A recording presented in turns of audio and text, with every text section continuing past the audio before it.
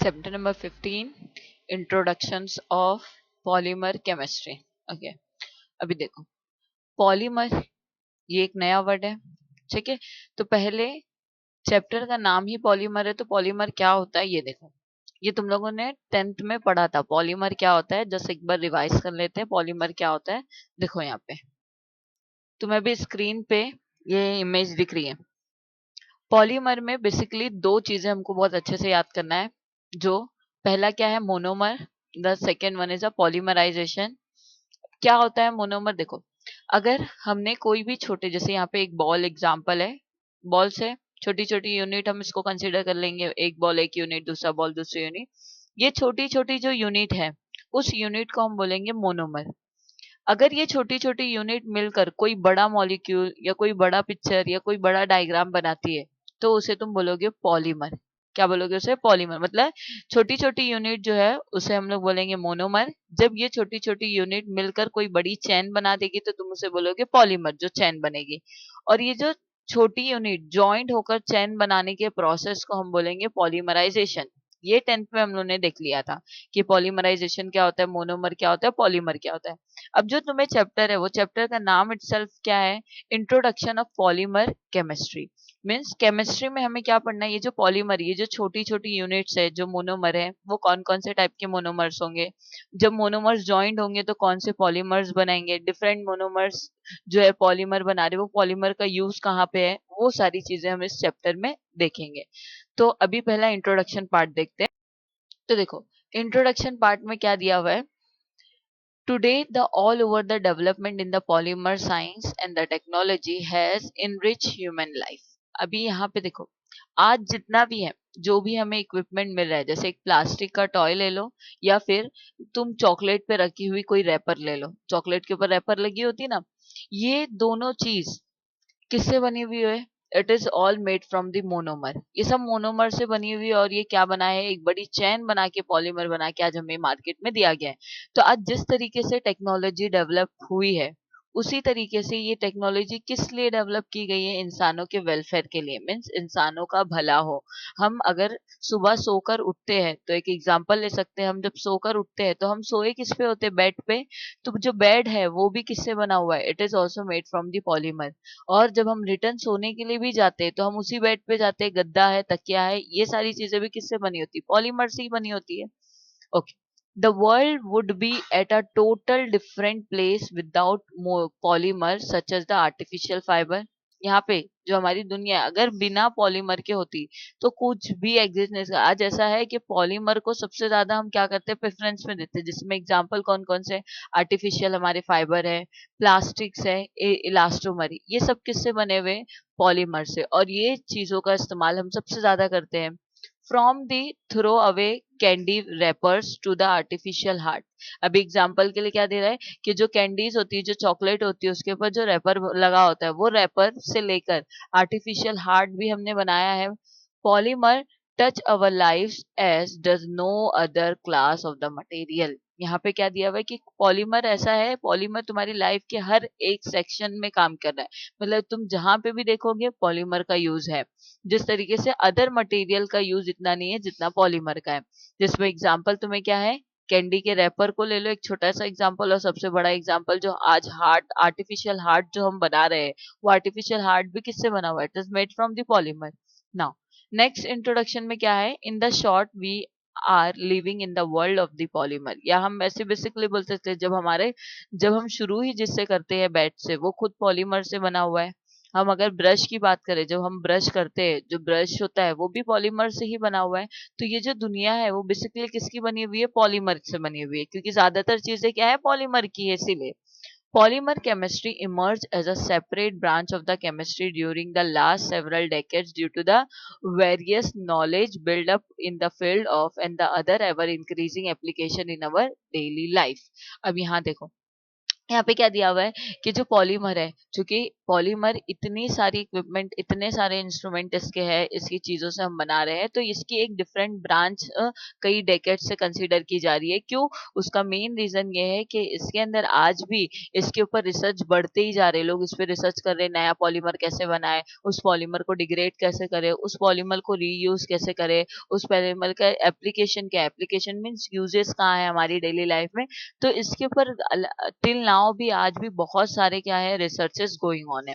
Chemically polymer are complex. अभी यहाँ पे तुमको बता रहे हैं जो केमिकल से हम पॉलीमर बनाते हैं वो कॉम्प्लेक्स होता है, जाइन मैक्रो मॉलिक्यूल्स होता है। देखो मैक्रो और माइक्रो में डिफरेंस याद रखो, MACRO वर्ड यूज हुआ है। मैक्रो, ये वाले मैक्रो का मतलब क्या होता है, इट इज अ लार्ज, ठीक है, ये बड़ी यूनिट के लिए हम लोग यूज करते हैं, ये मैक्रो मॉलिक्यूल्स है। अगर किसी ने बोला ये मैक्रो मॉलिक्यूल मतलब बड़ी यूनिट है, बड़ा है।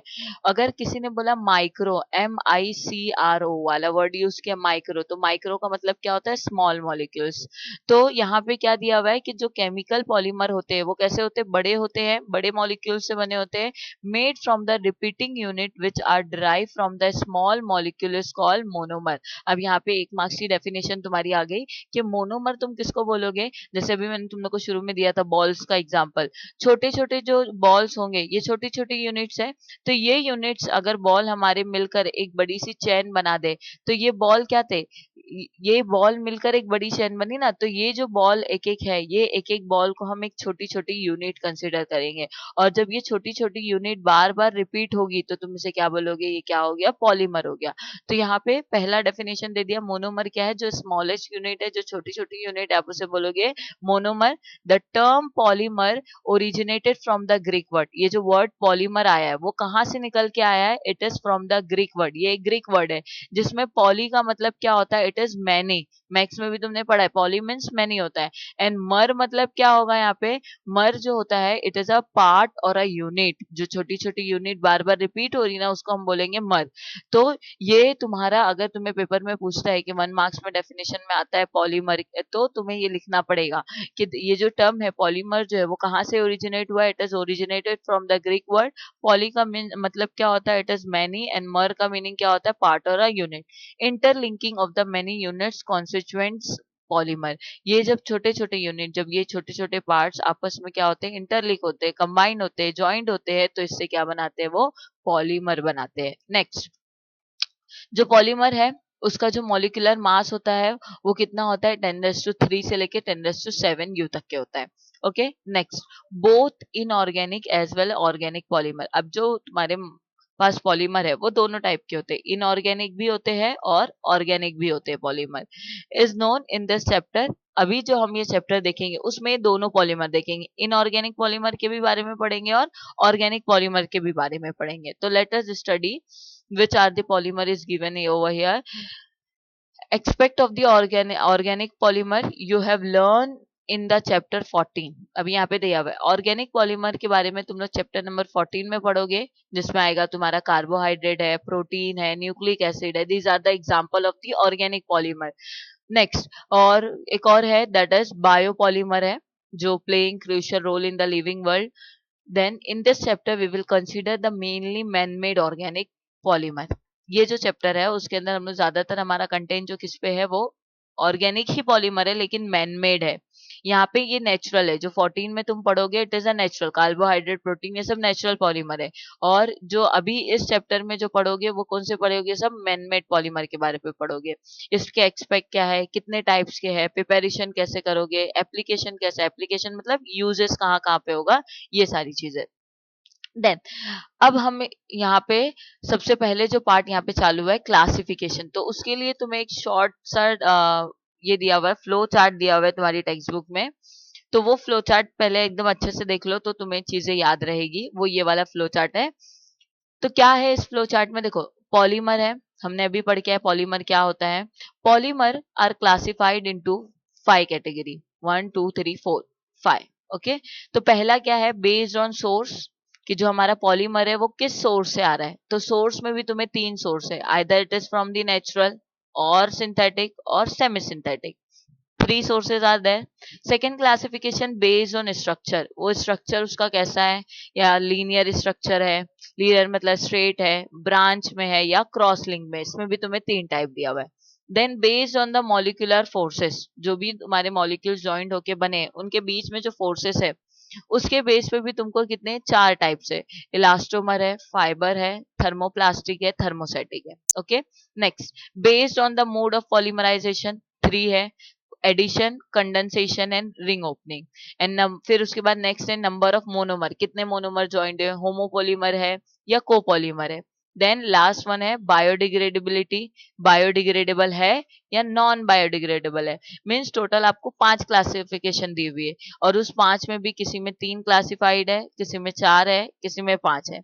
अब तुम्हें यहाँ पर पेपर में कोई भी एक या कोई भी 2 तुमको क्लासिफिकेशन आता ही आता है. अगर पॉलीमर चैप्टर तुम्हें आ रहा है दैट मीन्स ये इसमें से कोई एक क्वेश्चन फिक्स रहेगा. तो अब इसको हम लोग डिटेल में देखेंगे. फर्स्ट वन देखेंगे that is the based on the source of origin. इसका सोर्स कहाँ से, मतलब जो भी पॉलीमर है वो कहाँ से हमें मिल रहा है, और जब मिल रहा है तो वो नेचुरली मिल रहा है या हम खुद बना रहे, सिंथेटिक है मतलब मैन मेड है, या फिर हम नेचुरल के अंदर कुछ नया चेंज कर कर उसे सेमी सिंथेटिक कर रहे. तो इसको डिटेल में देखेंगे. सबसे पहले देखते हैं हम लोग बेस्ड ऑन ओरिजिन. देखो, classification of the polymer on the basis of origin. Text book में पेंसिल लिए रहो और हाईलाइट करते जाओ, ठीक है.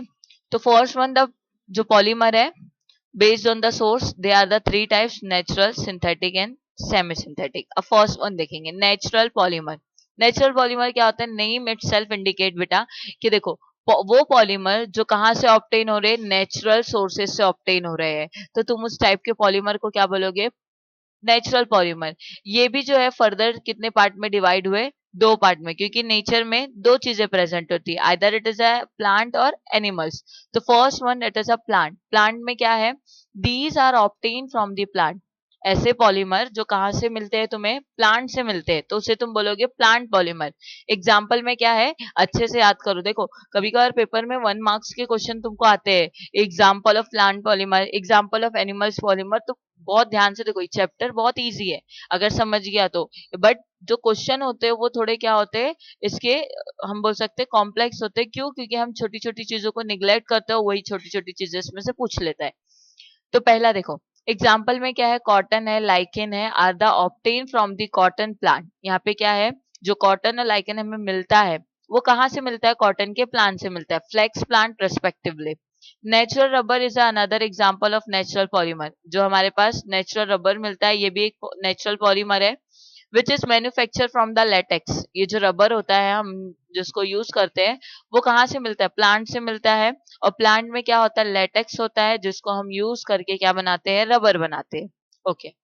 Next, the second one, animals polymer. नाम से ही समझ में आ रहा है कि एनिमल से हमने लिया है. These are derive from the animal source. Example में क्या है, wool is obtain from the hair of the sheep. जो शिप होती है उसके हम हेयर को यूज करते हैं वुल बनाने के लिए. Okay. Silk is obtain from the silk worm.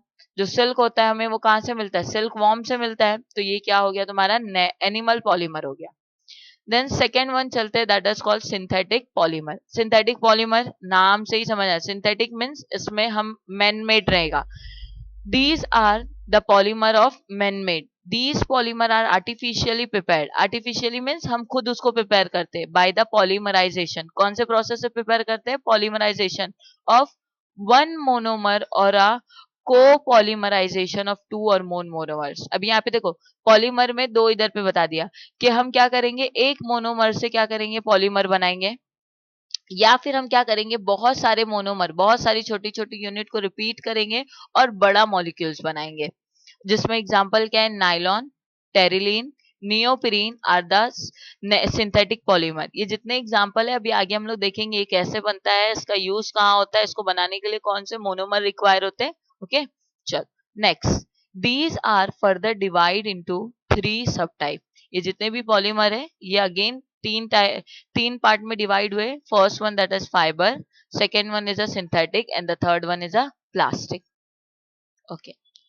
Then semi synthetic polymer में क्या है, देखो these are derive from the natural polymer. ये जो सेमी सिंथेटिक पॉलीमर होता है ये एक्चुअल में कहाँ से हम इसको लेते हैं, पहले नेचुरल रिसोर्सेज को यूज करते हैं इसको लेने के लिए.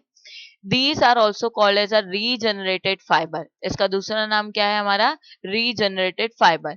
अब देखो रीजनरेटेड फाइबर में क्या है? सेल्यूलोज है। सेल्यूलोज हमको कहाँ से मिलता है? It is a main source is plant. Cellulose हमको अगर चाहिए तो हमें कहाँ जाना पड़ेगा? प्लांट के पास। Derive such as cellulose acetate rayon. हम सेल्यूलोज को यूज करके हम क्या बनाते हैं? सेल्यूलोज एसीटेट रायोन बनाते हैं, सेल्यूलोज नाइट्रेट बनाते हैं, विस्कोस रायोन बनाते हैं, cupro ammonium rayon are the few example of this category. Means हम प्लांट के सेल्यूलोज को यूज किए और इतनी सारी उसकी पॉलीमर्स की वेराइटी बनाए। तो these all are include in the synthetic polymer. Next, semi synthetic polymer are used in preparation of non inflammable photographic flames. अब यहाँ पे इसका यूज दे रहा है सेमी सिंथेटिक पॉलीमर। जब तुम बना लोगे तो उसका यूज कहाँ करोगे? फोटोग्राफिक फिल्म्स के लिए करोगे, सिनेमा फिल्म्स के लिए करोगे, varnish etcetera. These are the example. Next, example अच्छे से याद करके रखो, मार्क करके रखो, ये 1 मार्क्स में आता है। Classification based on the structure. अब जो तुम्हें पॉलीमर मिला उसका स्ट्रक्चर कैसा है, उस स्ट्रक्चर के बिहाफ पर उसकी क्लासिफिकेशन क्या है? तो उसकी क्लासिफिकेशन अगेन 3 है।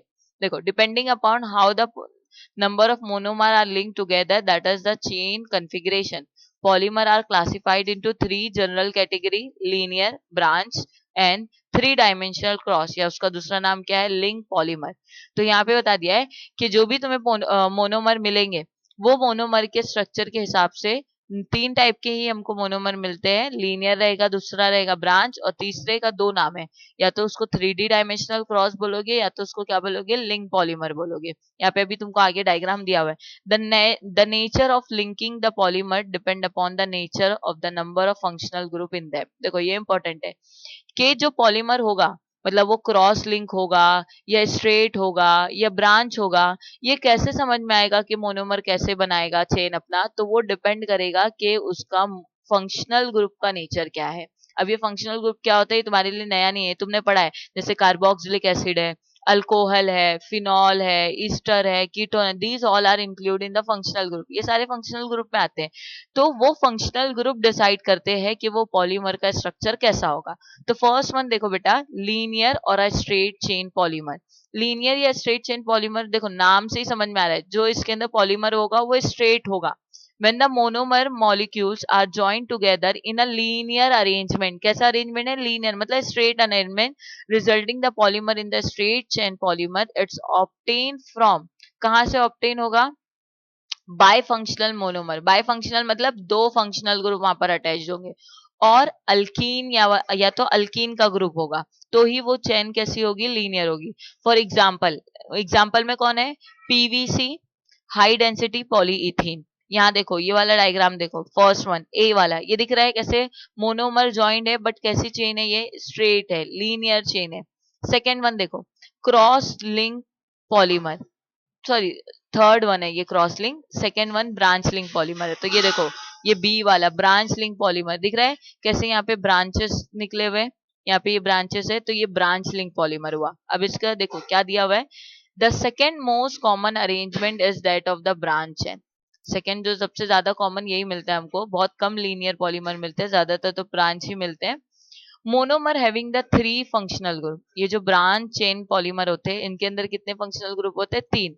और already having the side chain give arise to a branch chain polymer, या तो इनके पास देखो कैसे साइड में एक एक चेन निकल रहे हैं जो इनको ब्रांचिंग देने का काम करेगा। एग्जाम्पल में कौन है? Low density polyethene. ये जितने एग्जाम्पल है अभी आगे देखना है इसका प्रिपरेशन कैसा है। Then last one that is cross link polymer. देखो ये डायग्राम देखो कैसा है, इसमें स्ट्रेट भी है, ब्रांच वाला भी मिक्स है, ये सब मिलाकर क्या बनाया? एक और नया ग्रुप बनाया, that is cross link polymer. अब क्या है देखो, the third type of arrangement is said to be a cross link और a network polymer, where the cross link are produced between the linear chain as shown in the, देखो यहाँ पे बता रहा है खुद कि जो क्रॉस लिंक पॉलीमर बना है, पहला ये लीनियर वाले से रिजेंबल कर रहा है, ये लीनियर पॉलीमर, देन ये ब्रांच वाला पॉलीमर, ये ब्रांच वाला, इन दोनों के मिक्स होकर जो नया चेन बनेगा उसे तुम बोलोगे क्रॉस लिंक पॉलीमर। जिसमें एग्जाम्पल कौन है तुम्हारे? बेकेलाइट है, मेलामाइन है, ये these two are the example. Next, उसके बाद जो क्लासिफिकेशन है, classification based on the mode of polymerization, कैसा पॉलीमराइजेशन होता है उसके बेसिस पे हमने क्लासिफिकेशन किया है। Polymerization is a fundamental process by which the low molecular masses compound are converted into high molecular weight of the compound by linking together to repeating structural unit with a covalent bond. This process is illustrated below. देखो, बहुत simple सी बात में उसने समझाया है। इसने बोला है पॉलीमराइजेशन हम क्यों करते हैं या हमें पॉलीमराइजेशन करने का क्या रीजन है। तो सबसे सिंपल है, छोटी छोटी यूनिट जो होती है जिसको हम बोलते हैं मोनोमर, तो ये यूनिट छोटी है तो इसका मास भी क्या होगा, कम होगा। जब हम बहुत सारे छोटे छोटे यूनिट को ज्वाइन कर देंगे और बड़ी चेन बना देंगे तो इसके मासेस भी तो बढ़ जाएंगे। जब हम बड़ी चेन बना देंगे, सबको ऐड करेंगे तो सबके मास ज्यादा हो जाएंगे। तो यहाँ पे भी वही चीज लिखा हुआ है कि जब हम पॉलीमराइजेशन करते हैं तो जो लो मास वाला कंपाउंड होता है हम उसको किस में कन्वर्ट करते हैं, हाई मॉलिक्यूलर वेट में कन्वर्ट करते हैं। कैसे कन्वर्ट करते हैं, बाय लिंकिंग टुगेदर, इनको ज्वाइंट कर कर और एक बड़ा सा स्ट्रक्चर बनाते हैं। और जब ये ज्वाइंट करते हैं आपस में, ये जब बॉन्ड बनाने लगते हैं तो ये बॉन्ड जो होता है वो कैसे टाइप का बॉन्ड होता है, इट इज कोवेलेंट बॉन्ड। ये तुम्हें याद रखना है कि जब भी हम मोनोमर को ज्वाइंट करेंगे तो जब मोनोमर में आपस में बॉन्डिंग बनेगी तो वो बॉन्डिंग कैसी होगी, कोवेलेंट बॉन्डिंग होगी। अब देखो यहाँ पे तुम्हें उसने एक्सप्लेन किया है, लो मॉलिक्यूलर मास मटेरियल हम उसको प्रोसेस करेंगे विद द हाई टेम्परेचर और प्रेशर, या तो अगर कैटेलिस्ट रिक्वायर है तो कैटेलिस्ट देंगे तो वो किस में कन्वर्ट हो जाएगा, हाई मॉलिक्यूलर मास में कन्वर्ट हो जाएगा। There are 3 mode of polymerization, यहाँ पे 3 मोड है पॉलीमराइजेशन के। अब कौन कौन से वो 3 हम लोग देख लेते हैं। The first one that is called addition polymerization, जिसका दूसरा नाम है chain growth polymerization. Second one है कंडेंसेशन पॉलीमराइजेशन और स्टेप ग्रोथ पॉलीमराइजेशन। और third one ring opening polymerization. तो फर्स्ट वन देखते हैं that is addition polymerization. Addition से ही समझ में आ रहा है कुछ चीजों को वो ऐड करेगा। ओके तो अब देखो, addition polymerization is a process of formation of polymer by addition of monomer. हम क्या करेंगे इसके अंदर, मोनोमर को ऐड करेंगे। देखो डेफिनेशन अच्छे से याद रखो कि हम क्या करेंगे, मोनोमर को ऐड करेंगे without loss of any small molecule. मतलब हम ऐड करेंगे, सब्ट्रैक्ट नहीं करेंगे, किसी को बाहर नहीं निकालेंगे। The repeating unit of the addition of polymer of the same in elemental composition, मतलब जो यूनिट हम ऐड कर रहे हैं, जो बार बार हम ऐड करेंगे, उसका जो कंपोजिशन मतलब वो जिससे बना होगा वो सबका सेम होना चाहिए। Okay next, compound containing double bond undergo addition polymerization. अब यहाँ पे दिया हुआ है कि किस किस कंपाउंड का तुम एडिशन पॉलीमराइजेशन करोगे, तो जिसका डबल बॉन्ड कंपाउंड होगा, जैसे vinyl polymerization is a majority of the polymer from the vinyl category, जिसमें एक एग्जांपल है विनाइल पॉलीमर, इसका ये भी डबल बॉन्ड कंपाउंड होता है तो हम इसका एडिशन पॉलीमराइजेशन करेंगे। जैसे एग्जांपल देखो, विनाइल क्लोराइड है CH2 डबल बॉन्ड CHCl, ये विनाइल क्लोराइड ये डबल बॉन्ड है, ये एडिशन पॉलीमराइजेशन में जाएगा। एक्रोनाइट्राइल है CH2 डबल बॉन्ड CHCN, ये एक्रोनाइट्राइल है, इसका भी हम एडिशनल पॉलीमराइजेशन करेंगे। Okay next, formation of polyethene from the ethylene is known as the example of additional polymerization. Plastic, जो हमारे पास प्लास्टिक का बैग होता है ना, जिसको हम लोग बोलते हैं पॉलीइथीन, है ना, तो ये भी किससे बनता है, ये भी पॉलीमराइजेशन में एडिशन पॉलीमराइजेशन से बनता है। Addition polymerization process produce high molecular mass of polymeric material without formation of any intermediate low molecular mass polymeric material। ये बहुत इंपॉर्टेंट बात उसने बोला है कि जब भी हम एडिशनल पॉलीमराइजेशन करते हैं तो उसका एक बेनिफिट होता है कि हम लो मास से हाई मास के कंपाउंड को बनाते हैं। मतलब अगर किसी का मास कम है, अगर उसको एडिशन पॉलीमराइजेशन में डाल दिए और उसने प्रोसेस करके जो प्रोडक्ट बनाया, जो भी पॉलीमर बनाया, वो पॉलीमर का जो वेट होगा बेटा वो बहुत ज्यादा होगा। ओके और इसमें कोई इंटरमीडिएट प्रोडक्ट, मतलब बीच में कोई प्रोडक्ट नहीं बनेगा, तुरंत रिएक्टेंट लिया उसने प्रोडक्ट बना दिया, कोई और बाय प्रोडक्ट नहीं बनाकर देगा। Free radical mechanism is most common in the addition polymerization. It is called as a chain reaction which involve the three distinct steps in the chain initiation, chain propagation and chain termination। अब यहाँ पे उसने थोड़ा detail में गया है। क्या बताया है उसने, बोला कि एडिशन पॉलीमराइजेशन कर रहे हो, ओके अब एडिशन पॉलीमराइजेशन में क्या होता है, तो एडिशन पॉलीमराइजेशन में नॉर्मली जब हम उसके मैकेनिज्म में जाते हैं तो वहां पे फ्री रेडिकल बनते हैं। अब क्वेश्चन आया कि ये फ्री रेडिकल क्या होता है, तो ये जो फ्री रेडिकल होता है इज नथिंग बट, देखो ऐसे याद रखो कि कोई भी जब कंपाउंड होता है तो उनके बीच में बॉन्ड बनता है। तो जब अगर तुम बॉन्ड को ब्रेक करते हो तो ये जो बॉन्ड होता है वो 2 इलेक्ट्रॉन से बनता है। तो जब हम बॉन्ड को ब्रेक करेंगे बेटा तो एक एक इलेक्ट्रॉन यहाँ से निकलेगा, एक इलेक्ट्रॉन यहाँ से निकलेगा। तो ये जो इलेक्ट्रॉन निकलते हैं हम उसको बोलेंगे ये क्या है, हमारे फ्री रेडिकल है। और फ्री रेडिकल को हम ऐसे उसके ऊपर डॉट लगाकर दिखाते हैं कि इसके ऊपर फ्री रेडिकल है। और ये जो फ्री रेडिकल बनते हैं वो 3 स्टेप में होता है। पहला चेन इनिशिएशन, दूसरा chain propagation and the third one is a chain termination. अब फर्स्ट स्टेप देखिए, चेन इनिशिएशन। इनिशिएशन मतलब स्टार्टअप, जब हमने चेन ऐड करना शुरू करेंगे तब की बात है।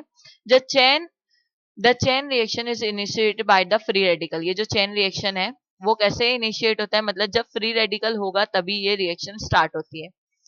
An initiator catalyst such as a benzyl peroxide, तो हम इसको चालू करने के लिए हम क्या करते हैं, कैटलिस्ट का यूज करते हैं। और कैटलिस्ट कौन है, बेंजाइल पेरोक्साइड है। Okay, acetyl peroxide, tert butyl peroxide etcetera, these are the catalyst can be use to produce the free radical. अगर तुम चाहते हो कोई कंपाउंड है उसमें से तुम्हें फ्री रेडिकल निकालना है तो you can use this catalyst, these are the example of the catalyst. अगर तुमने ये कैटलिस्ट को रिएक्शन में डाल दिया, अब वो तुम्हारा जो भी रिएजेंट होगा उसमें से ये फ्री रेडिकल निकाल कर दे देगा। Example, acetyl peroxide generate a methyl radical as shown below. इसका बेस्ट एग्जांपल दिया है कि तुम क्या यूज करो, एसिटाइल पेरोक्साइड। यहाँ दिख रहा है एसिटाइल पेरोक्साइड का देखो फॉर्मूला क्या है, CH3 C double bond O O O C double bond O CH3। इसका नाम क्या है, एसिटाइल पेरोक्साइड नाम है इसका। अब तुम एसिटाइल पेरोक्साइड को जब ब्रेक करोगे और इसका रेडिकल बनाओगे तो रेडिकल क्या मिलेगा तुमको, इसमें मिथाइल रेडिकल मिलता है जिसको हम लोग बोलते हैं CH3। इधर दिख रहा है मिथाइल रेडिकल। अब इसके ऊपर CH3 के ऊपर ये जो डॉट दिख रहा है ये इंडिकेट कर रहा है कि इसके ऊपर क्या है, ये फ्री रेडिकल है। कैसे बना वो ध्यान दो। अब यहाँ पे क्या दिया हुआ है, नॉर्मली जो होता है यहाँ पे जो तुम्हारा O O बॉन्ड है, ये दोनों बॉन्ड क्या होते हैं, ब्रेक होते हैं। ये ऑक्सीजन अपना एक इलेक्ट्रॉन रिटर्न लेता है, ये वाला ऑक्सीजन अपना इलेक्ट्रॉन रिटर्न लेता है। तो ये एक इलेक्ट्रॉन लेने की कोशिश करेगा और ये एक इलेक्ट्रॉन, तो जब ये दोनों आपस में इलेक्ट्रॉन ले लेंगे तो ये इसके पास एक रेडिकल बन जाएगा, वो इलेक्ट्रॉन का इसके पास एक रेडिकल बन जाएगा। अब जैसे ये इलेक्ट्रॉन का रेडिकल बन गया मतलब ये बॉन्ड क्या हो गया, ब्रेक हो गया। ये अपना रेडिकल लेके चला गया, ये अपना रेडिकल लेके चला गया। अब क्या होगा, ये जो रेडिकल है जी, चूंकि रेडिकल जिसके पास होता है वो स्टेबल नहीं होता है, तो ये रेडिकल क्या करेगा, अपने इलेक्ट्रॉन को यहाँ भेजेगा। तो ये डबल बॉन्ड यहाँ पर शिफ्ट हो जाएगा। तो इससे क्या होगा, ये वाला जो बॉन्ड है, ये जो मिथाइल है, ये अपने बॉन्ड को ब्रेक करेगा। और जब ये ब्रेक करेगा तो ये अपने इलेक्ट्रॉन ले लेगा। जब ये अपने लिए इलेक्ट्रॉन ले लेगा तो इसके ऊपर क्या आ जाएगा, एक रेडिकल चार्ज आ जाएगा। तो इस तरीके से मिथाइल जो तुम्हारा अलग हो गया और ये क्या हो गया, C O O, ये तुम्हारा क्या हो जाएगा, CO2 बनकर रिलीज हो जाएगा। ये पूरा पार्ट क्या बन जाएगा, CO2 बन जाएगा। और ये methyl as a free radical बनकर बाहर आ जाएगा। देखो यहाँ पे दिया हुआ है CO2 बनकर रिलीज हो गया। यहाँ पे जो फ्री रेडिकल है वो कौन है, मिथाइल है, R है। Is form attach itself from the olefin vinyl chloride and produce a new radical made up of the two part, namely the attached the radical and monomer। इससे क्या होता है, ये कैसे बनता है, नॉर्मली जो रेडिकल है वो कैसे बना, with the help of monomer. जो तुमने मोनोमर यूज किया उसी में क्या होता है, हमने कैटलिस्ट डालकर क्या किया, रेडिकल इनिशिएट कर दिया। तो ये रेडिकल इनिशिएशन पॉइंट। अब जो रेडिकल वाला पार्ट है वो किसी और के साथ, अब ये दूसरा एक एग्जांपल दिया हुआ है कि तुम्हारे पास सपोज करो एक फ्री रेडिकल है जिसमें R, उसके ऊपर एक ये है, ये फ्री रेडिकल है। और मैंने तुमको बताया फ्री रेडिकल कभी भी स्टेबल नहीं होता है, वो हमेशा चाहता है कि मैं जाकर क्या बना लूं, बॉन्ड बना लूं। बॉन्ड बनाने के लिए किसी के साथ कंबाइंड होगा तो हम एक मोनोमर यूज करते हैं, that is called vinyl. Vinyl का फॉर्मूला क्या है, CH2 डबल बॉन्ड CHY है। अब क्या होगा बेटा, यहाँ ध्यान दो, यहाँ पे ये डबल बॉन्ड है, ये बॉन्ड एक ब्रेक होगा तो ये अपना एक इलेक्ट्रॉन ले लेगा, इसके ऊपर एक रेडिकल आ जाएगा। ये अपना इलेक्ट्रॉन ले लेगा, इसके ऊपर एक रेडिकल आ गया। अब इसके ऊपर एक रेडिकल है, इसके ऊपर एक रेडिकल है, तो मैंने क्या बताया, रेडिकल हमेशा स्टेबल नहीं होता है। तो ये रेडिकल जो है ये वाले रेडिकल के साथ कंबाइन होकर एक नया बॉन्ड बना देगा, क्योंकि दोनों के पास इलेक्ट्रॉन आ गए।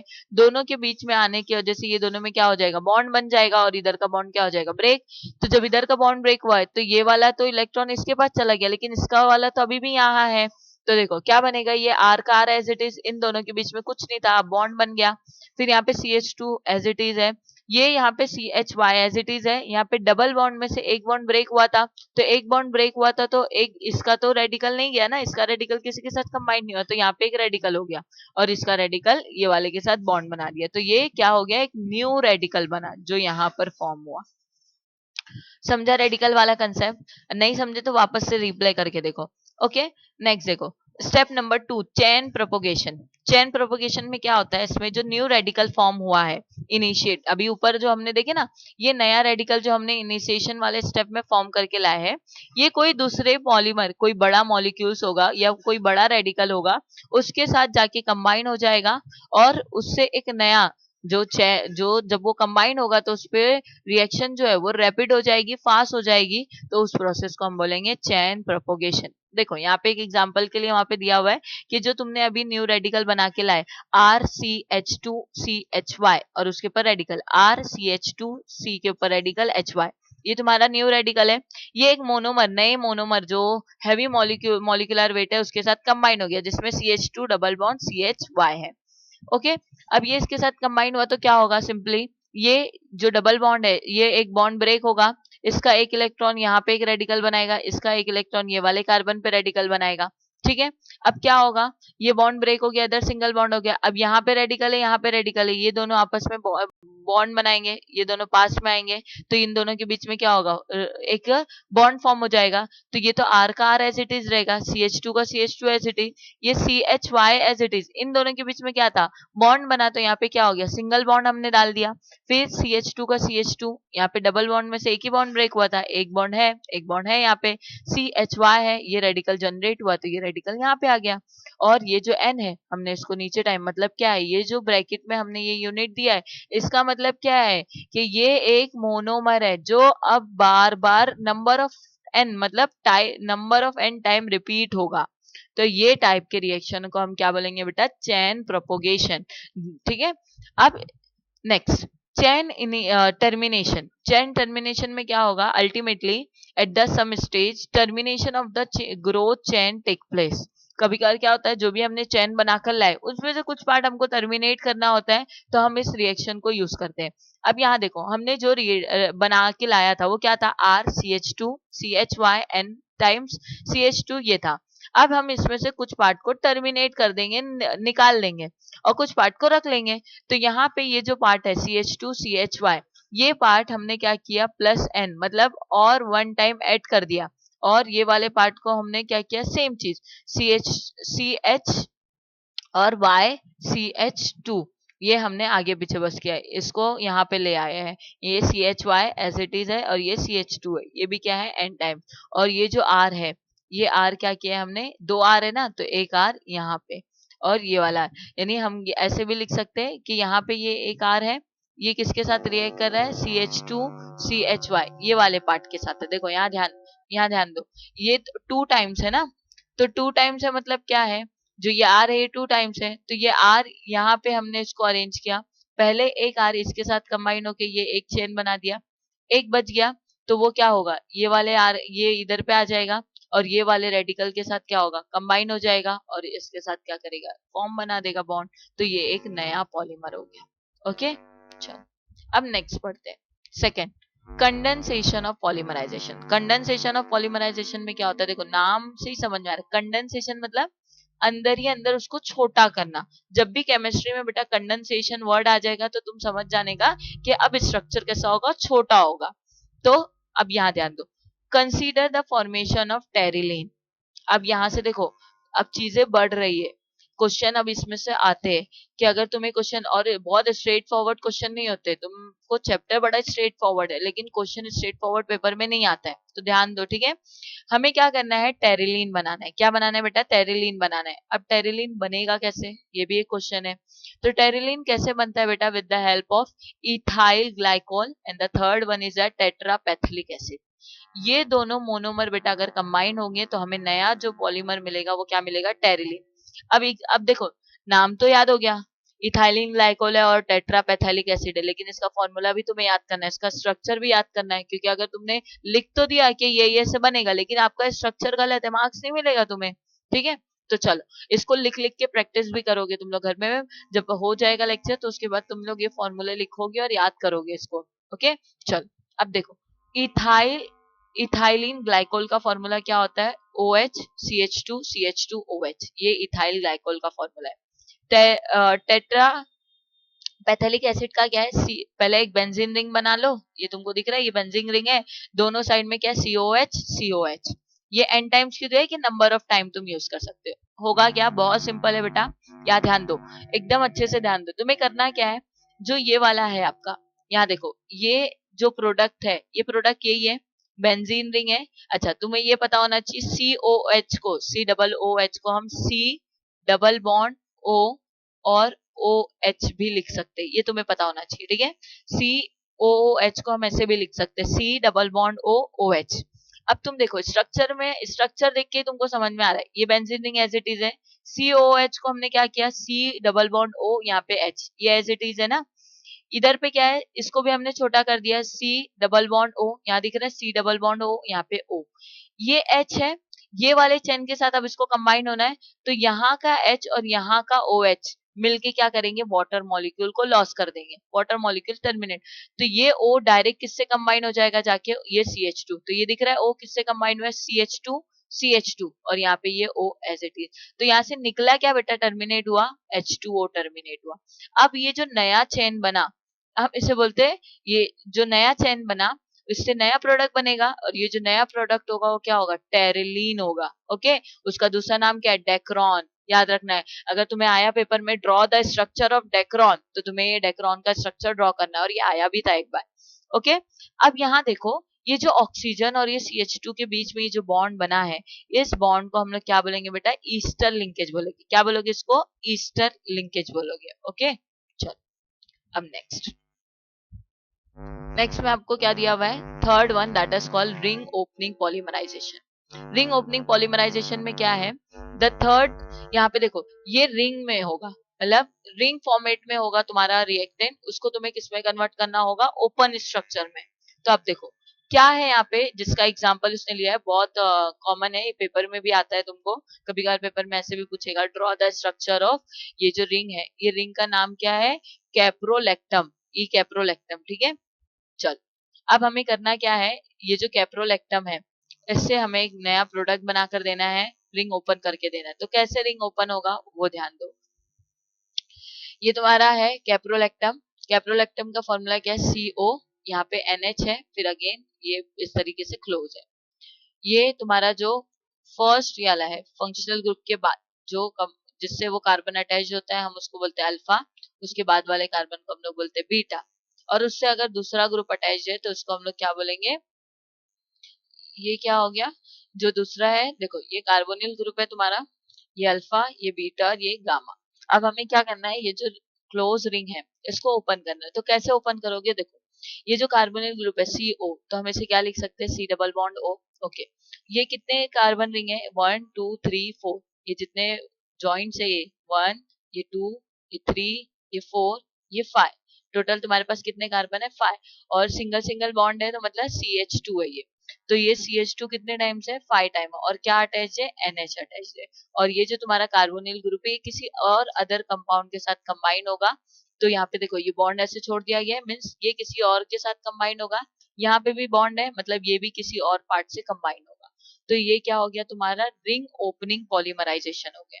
और रिंग ओपनिंग पॉलीमराइजेशन का दूसरा नाम यहाँ पे क्या है, स्टेप ग्रोथ पॉलीमर, ठीक है। तो ये उसका दूसरा नाम हो गया। तो तुम्हें दूसरा नाम भी याद रखना है, और तुम्हें क्या याद रखना है, इसके अंदर एग्जाम्पल क्या आता है।